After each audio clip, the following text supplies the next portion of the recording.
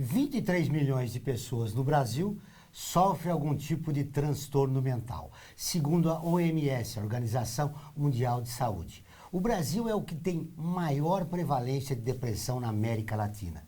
São mais de 11 milhões de brasileiros que sofrem com a doença. E a população brasileira é a que mais sofre no mundo com transtornos de ansiedade.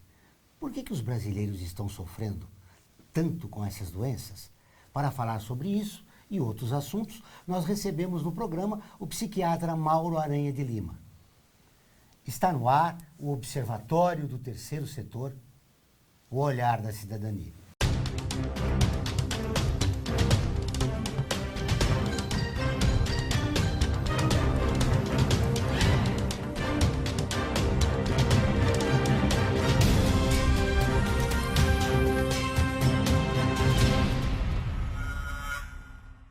O Observatório do Terceiro Setor mostra pessoas que trabalham para a melhoria da sociedade, além de divulgar e interagir de forma comprometida com as organizações de interesse social. Mauro Aranha de Lima é conselheiro e coordenador do Departamento Jurídico do Conselho Regional de Medicina do Estado de São Paulo. Boa tarde, Mauro. Tudo bem? Seja bem-vindo. Obrigado, Joel, mais uma vez por essa conversa. O que acontece com a população brasileira? A crise econômica potencializou essas doenças? Olha, o que mais potencializa o transtorno de ansiedade e os transtornos depressivos é a falta de coesão social. Existe um estudo clássico de 1897, final do século XIX, pelo Durkheim, cujo estudo se chama O Suicídio.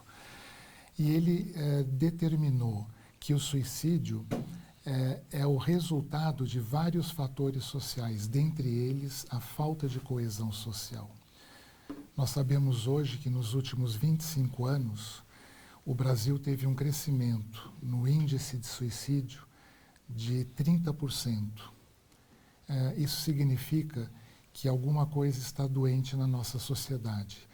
Vendo-se, então, a própria depressão como um dos fatores causadores de suicídio, a própria depressão pode ser hoje vista também como uma doença social, de uma sociedade dividida, sem coesão, sem referenciais legitimados ou fundamentados que unam as pessoas, com uma desigualdade que só separa indivíduos menos favorecidos e mais vulneráveis do que outros, e assim por diante. Em resumo, somos uma sociedade que não deu certo.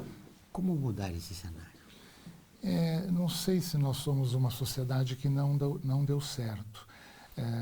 Todas as culturas e civilizações têm seu tempo de maturação, de desenvolvimento, de consolidação institucional e assim por diante.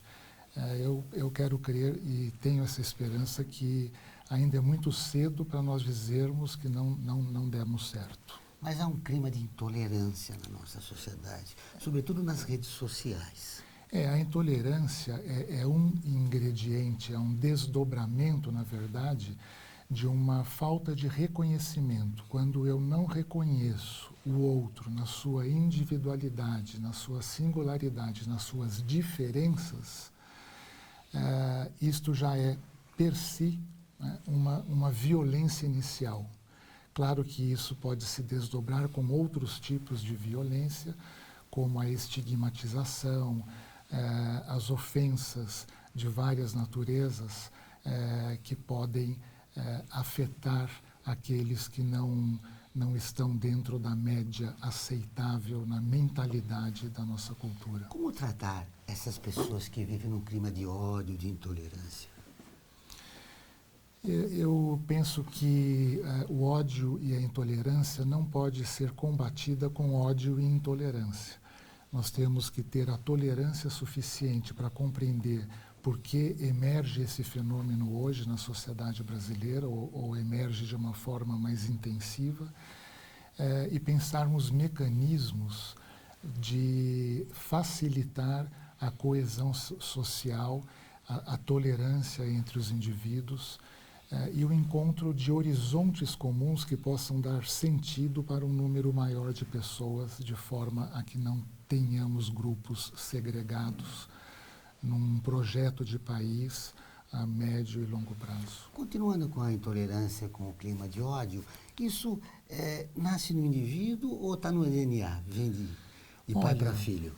Se nós pensarmos no desenvolvimento de um transtorno depressivo como unidade nosológica, existem vários fatores que podem determiná-lo, desde fatores mais primitivos na sua movimentação dentro da sociedade, desde a relação com os pais, a relação com a família, depois a relação com a comunidade, a relação com os colegas de escola, os colegas de trabalho, assim por diante. Então, fatores relacionais são bastante importantes. De tal forma que uma pessoa que sofreu violência doméstica, uma criança que sofreu violência na escola, uma pessoa também que tenha sido objeto de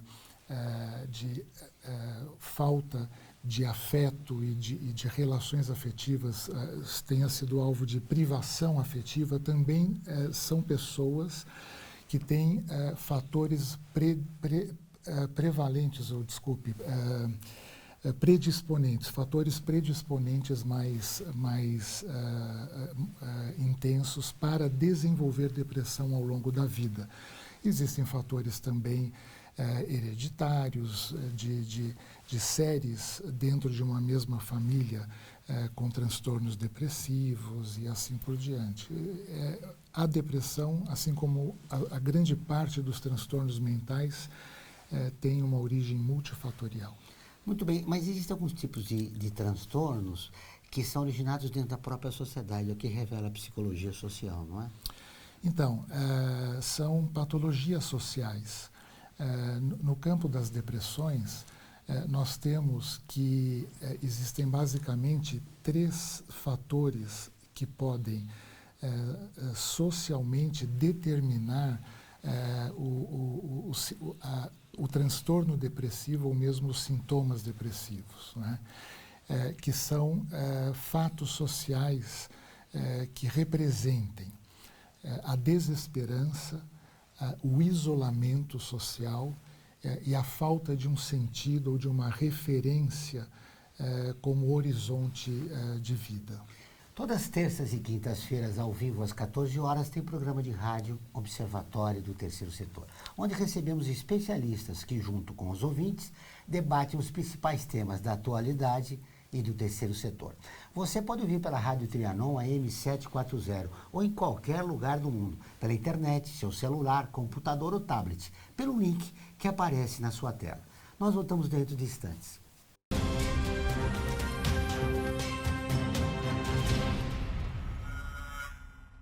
A FIA é muito mais que uma escola de negócios. É graduação, pós-graduação, MBA, mestrado e consultoria para empresas. Isso faz diferença. Conheça a FIA.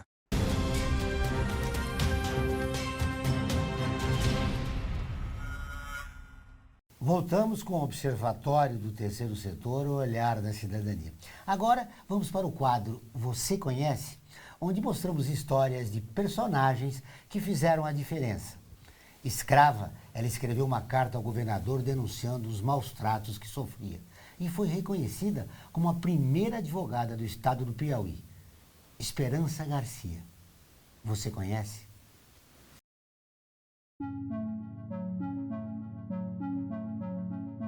Esperança Garcia, infelizmente, é um nome pouco conhecido no Brasil, mas sua história fez diferença. Esperança nasceu em uma fazenda de propriedades dos jesuítas, onde hoje fica o município de Nazaré do Piauí. E pelos jesuítas foi alfabetizada, em uma época que era proibida a leitura para escravos, e quem fosse flagrado ensinando escravo a ler e escrever era preso e processado. Quando os jesuítas foram expulsos do Brasil pelo Marquês de Pombal, Esperança foi levada como escrava para a fazenda do capitão Antônio Vieira de Couto. Na nova moradia, ela era constantemente espancada e humilhada juntamente com seu filho. Castigos severos eram impostos aos dois sem motivo. Cansada das surras, no dia 6 de setembro de 1770, Esperança escreveu uma carta para o governador do Piauí, Gonçalo Lourenço Botelho de Castro, denunciando os maus tratos físicos de que ela e seu filho eram vítimas por parte do feitor da fazenda de algodões, um tipo de texto que no dicionário da advocacia poderia ser sinônimo de petição. Quando Esperança escreveu a carta, tinha apenas 19 anos. Aos 16 já tinha o primeiro filho. Na carta, além de relatar os abusos sofridos, Esperança pede para voltar para a fazenda de origem e ter o direito de batizar a filha. Com a falta de resposta do governador, Esperança Garcia fugiu da fazenda. E 8 anos depois, seu nome foi mencionado em uma relação de trabalhadores de algodões. Entre os escravizados foi mencionado um casal, Inácio e Esperança. Ele, um negro de Angola de 57 anos, ela crioula com 27 anos. Esperança nunca se separou dos filhos. Na relação também aparecem 7 crianças. E depois de 247 anos, Esperança recebeu do Conselho Estadual da Ordem dos Advogados do Brasil, a OAB do Piauí, o título simbólico da primeira mulher advogada do Piauí. Sua carta foi considerada a primeira petição escrita por uma mulher no estado do Piauí. Muito bem, Mauro.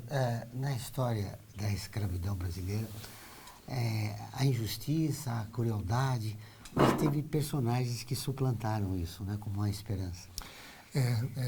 Essa história é muito bonita e para nós como país, porque mostra a capacidade de reagir de alguma forma à opressão, né? E nós precisamos realmente de esperanças, né? A escravidão tem a questão desde o arrancamento da sua terra de origem, com a descrição do banzo, né, que era a saudade melancólica que chegava a provocar morte, né, sintomas físicos e psíquicos decorrentes da saída da África para o Brasil e, claro, o não reconhecimento da sua humanidade, vamos dizer assim, quando vieram aqui para o Brasil e foram escravizados, fora todos os outros sofrimentos impingidos a eles, como violência sexual e tantos mais. Por que personagens como ela estão fora da história oficial? Eu não conheço suficientemente história do Brasil para poder te dar essa resposta. O que eu penso é que nós somos um país, ainda hoje, desde sempre, desde as capitanias hereditárias... Para ser descoberto ainda, né? É um país patrimonialista, um país cujos interesses públicos são reduzidos a interesses privados. E não valia a pena e nem era prudente, né, que esses grupos de interesse, desde então, mostrassem, né, deixassem revelar a injustiça social que graçava e graça no país. Essa situação dela revela a situação de muitos brasileiros, da antiguidade e dos momentos atuais.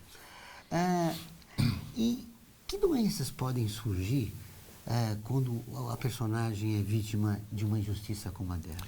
Então, a prevalência maior de transtornos mentais no Brasil são basicamente os transtornos de ansiedade, cujo exemplo a gente pode colocar o transtorno de pânico e as fobias. Nós temos as depressões num segundo lugar de prevalência, e os transtornos devidos ao uso nocivo, à dependência de drogas, né?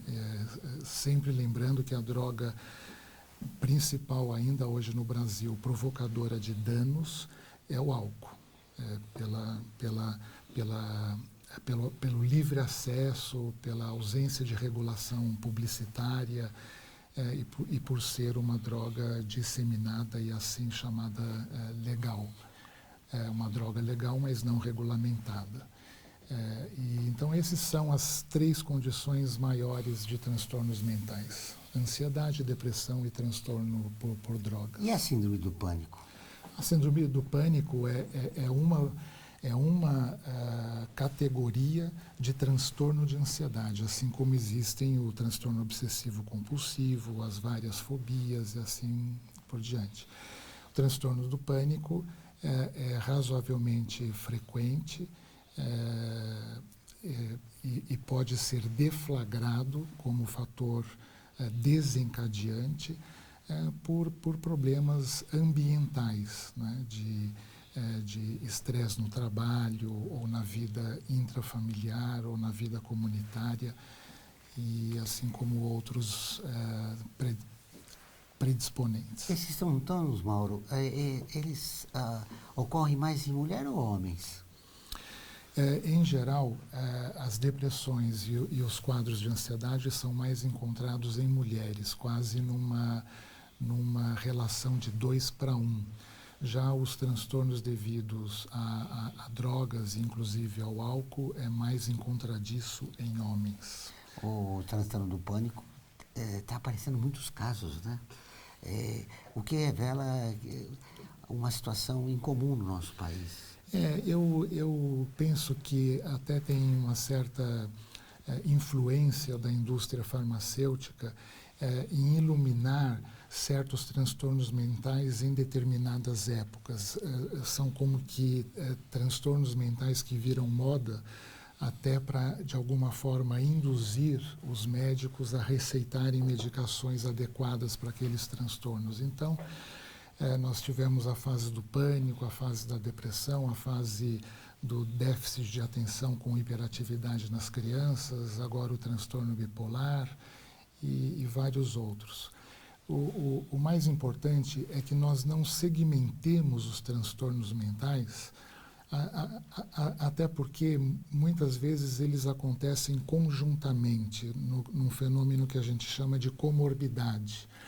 O mais importante é nós pensarmos de onde emergem esses transtornos mentais e localizar aspectos ambientais, sociais e aspectos de convivência que podem, se não desencadeá-los, pelo menos agravá-los. Eu acho que esta é a função do Estado e do homem público que se deve ter como foco, né?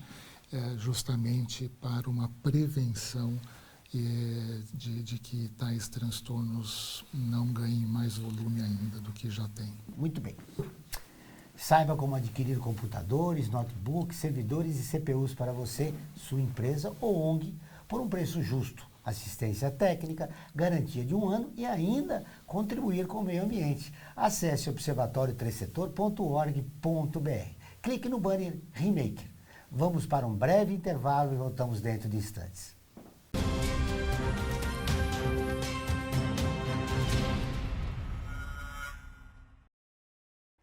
Olá, eu sou Laura Gelbert, da ONU News. Notícias das Nações Unidas e do mundo você acompanha na página e nos programas do Observatório do Terceiro Setor, parceiro da ONU News. E para acompanhar diretamente a ONU News em português, acesse nossa página e redes sociais. Até lá!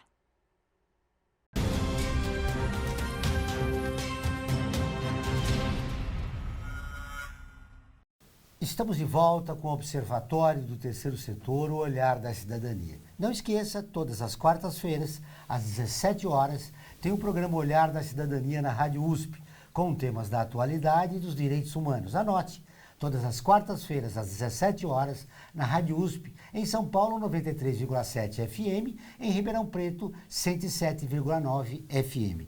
Mauro, nesse bloco eu gostaria de falar um pouco das políticas públicas aqui no nosso país. Eu me lembro que nos anos 90 do século passado, influenciado por um psiquiatra italiano, os manicômios da Itália foram fechados, né? Aqui no Brasil, as políticas públicas estão contemplando aspectos que dão maior humanidade ao portador de doença mental? Desde 2001 se efetivou a Lei 10.216, que privilegia o tratamento extra-hospitalar, em comunidade, territorial e extra-hospitalar, permitindo a internação psiquiátrica quando absolutamente necessária, esgotados os tratamentos extra-hospitalares e em casos onde o risco de suicídio e de autoagressão são bastante importantes. Esta lei foi efetivada de 2001 ao longo deste começo de século XXI, e encontra-se no momento com uma certa tendência a retrocesso. É importante que um país como o nosso, assim como qualquer país, mantenha uma política de Estado que não se altere na sucessão dos governos de colorações partidárias diferentes. Por quê? Porque nós temos uma Constituição que é soberana no país e que deve gerir e inspirar e controlar as suas leis, né? Essa Constituição é uma Constituição do Estado de Bem-Estar Social. Isso implica em que nós temos o SUS, que provê prevenção e tratamento de saúde de uma forma universal, né? E no caso do transtorno mental, desde 2001 foi se construindo uma atenção primária à doença, aos transtornos mentais, de tal forma que nas comunidades já começava a se detectar sintomas iniciais. Isso passava pelo programa de medicina da família e comunidade, e somente os casos mais graves é que seriam, então, tratados num nível de mais complexidade, inclusive internação. Isto está em aberto. Pode ser que nós percamos essas conquistas iniciais. E o que esse retrocesso pode provocar?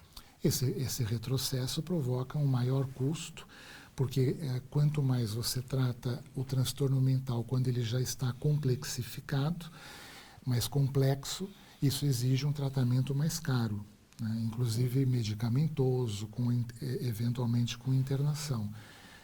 Então, um custo financeiro para o país e um custo social, porque teremos um aumento na incidência de transtornos mentais no país, que já não conta com condições sociais de base adequadas para a prevenção do transtorno mental. Muito bem. Destacando um pouco a linha do tempo, a história da psiquiatria com o Hospital Colônia, o Holocausto brasileiro, foi um horror aquilo. Nós tínhamos realmente internações manicomiais, que eram, na verdade, depositários de seres humanos com transtornos mentais e, eventualmente, até não, né? Nós tivemos prisões políticas em algumas eras do Brasil, dentro de hospital psiquiátrico. No caso do Hospital Colônia, 60 mil mortes. Era um depositário de pessoas e até porque na época não havia tratamentos adequados farmacológicos, né? Mas existia... O que era? Só choque? Olha, o choque ele começa na década de 40, né? E não era aplicado de forma adequada com os controles e as indicações que nós temos hoje, né? E, inclusive, hoje se faz em algumas patologias muito graves com anestesia e com todos os cuidados necessários, mas na época não é como se fazia. Sem dizer que muitas vezes o choque era utilizado não como tratamento, né? E sim como castigo até por um comportamento da pessoa com transtorno mental, um comportamento dissonante dentro da própria internação. Acompanhando o seu raciocínio, esse castigo é porque a pessoa se revelava na sociedade um contestador e ela é enviado para o hospital, né? Exatamente. Muitas vezes, então, até por motivos políticos ou ideológicos, a pessoa era trancafiada para não se manifestar livremente na sociedade. Mauro, agora vamos um pouco nas doenças que são comuns e que agora com essa nova possibilidade de tratamento, de se tirar do hospital e se enviar para os postos de saúde, não é isso? E quando o problema está na família e na sociedade? Bem, existem várias modalidades de orientação familiar, modalidades de psicoterapia de casal, psicoterapia familiar. Existe no nível educacional várias abordagens que os professores podem detectar transtornos mentais precoces e orientar as suas famílias em relação a isso. Instrumentos para melhorar a prevalência de todos esses transtornos mentais nós temos. O que não temos é gestores, em sua maioria, interessados em prover prevenção e tratamento dentro do âmbito educacional e do próprio âmbito da saúde. Você disse que há tipos de doenças que estão na moda, né? Mas tem muitas pessoas em casa que ainda têm alguns sintomas e esses sintomas são ignorados, desqualificados Sim. pela família. Que doenças que são comuns e que as pessoas estão sentindo e elas não têm onde se socorrer? Esses sintomas, justamente, são esses sintomas iniciais que são detectados na atenção primária ou na unidade básica de saúde ou pelo seu médico clínico geral, que, então, quanto mais precocemente nós atuarmos, menos aquilo se cronifica e se torna mais grave. O transtorno de pânico ele se caracteriza por um quadro de ansiedade súbito, com sintomas físicos decorrentes dessa ansiedade súbita, como taquicardia, falta de ar, uma impressão de que a pessoa vai desmaiar ou falecer naquele momento e assim por diante. A depressão ela se caracteriza basicamente por angústia, opressão no peito, desesperança profunda, desânimo, falta de prazer nas atividades habituais. Os quadros psicóticos pelos delírios e pelas alucinações. E a questão das drogas passa a ser uma necessidade de tratamento quando a pessoa, fazendo uso de qual droga seja, ela começa a ter prejuízos familiares no rendimento do trabalho, no absenteísmo, e outros fenômenos decorrentes desse abuso da droga. E aí, então, faz-se imperativa a necessidade de tratamento. A pergunta que você faz todos os sintomas que você apresentou para depressão, síndrome do pânico, todos nós somos portadores, inicialmente. Nos grandes centros urbanos, quem não é ansioso? Quem não sente um pouco de tristeza e fica desolado com a situação do país? Que linha é essa que você fala, a partir disso você está realmente precisando de ajuda médica? Sim, quando isto torna a pessoa polarizada dentro dessa sintomatologia e incapaz de se vincular à sua vida saudável. De qualquer forma, 30% das pessoas nas metrópoles sofrem de pequenos sintomas. Isto não necessariamente implica na necessidade de um tratamento, mas no mínimo seria importante orientar essas pessoas, até para mostrar se aquilo tem uma resolução espontânea ou até com algumas mudanças nos hábitos de vida, ou se ela precisa de um tratamento mais específico. Muito bem, vou fechar nossa entrevista. O tempo foi muito curto para a gente ter tanta coisa para conversar com você, mas você é a favor do uso da maconha para fins medicinais. E a gente está encontrando na sociedade, pelo menos parte dela, uma reação muito grande em relação à utilização da maconha. E, como você disse no bloco anterior, o álcool é muito mais prejudicial do que a maconha. Por que esse preconceito da sociedade e de como nós podemos criar uma sociedade mais livre, mais justa no país, nos livrando desse preconceito que pode ajudar milhares de pessoas? Né? Nós não podemos dizer assim que individualmente, para um indivíduo, a maconha é menos tóxica ou lesiva do que o álcool. Dependendo da história familiar dessa pessoa, das predisposições sempre que essa pessoa a singularidade, tem. Né? Exatamente. A gente pode determinar se a maconha é muito nociva para aquela pessoa adulta ou se ela é menos nociva. Mas a questão da descriminalização da maconha passa pelo entendimento de que hoje usuários de maconha que são presos e confundidos, entre aspas, com traficantes, são pessoas menos favorecidas socioeconomicamente, são negros, são pobres, vivem na periferia. Esses são presos e eles são apenas usuários, não são traficantes. Então, isto faz com que um problema que às vezes pode ser um problema de saúde, como a maconha, este problema é criminalizado, fica no campo do crime e sai do campo da saúde, que é onde ele deveria estar.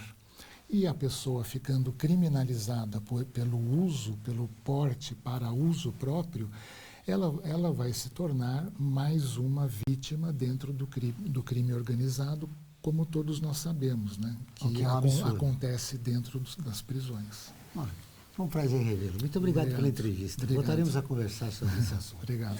O programa do Observatório do Terceiro Setor desta semana termina aqui. Mas para continuar nos acompanhando, acesse o nosso portal observatorioterceirsetor.org.br. Lembrando que o Observatório é acessado em 173 países e atinge mais de 2,5 milhões de pessoas todos os meses. Voltaremos na próxima semana com o Observatório do Terceiro Setor, o olhar da cidadania. Até o próximo programa.